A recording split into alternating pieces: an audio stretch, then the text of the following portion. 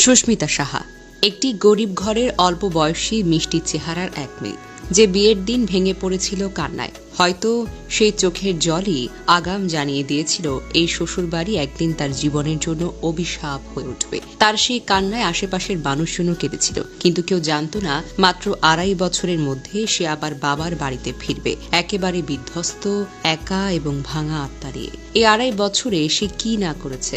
শাশুড়ির হাতে গোসল করানো থেকে শুরু করে চুলে তেল দেয়া, নখ কাটা, কাপড়টা ঠিক করে দেওয়া, সবকিছুই তো ভেবেছিল ভালোবাসা দিলে মানুষ বদলায়। ভুল ছিল।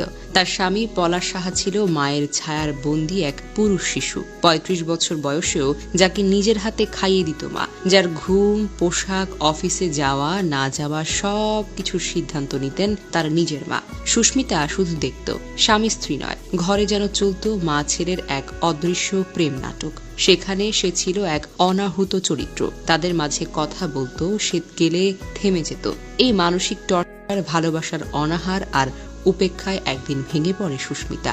শুরু হয় ডিপ্রেশন, তার চেষ্টা, শেষ পর্যন্ত পলাশের মৃত্যু। আর সুস্মিতা ফিরে গেল সেই ঘরে, যেখান থেকে একদিন গিয়েছিল শ্বশুর বাড়ির দিকে আশার চোখে তাকিয়ে। আজ সে শুধুই একটা প্রশ্ন করে, আমি কি সত্যি ওর বউ ছিলাম, নাকি শুধু দুজন মানুষের মাঝখানে দাঁড়ানো এক বাধা?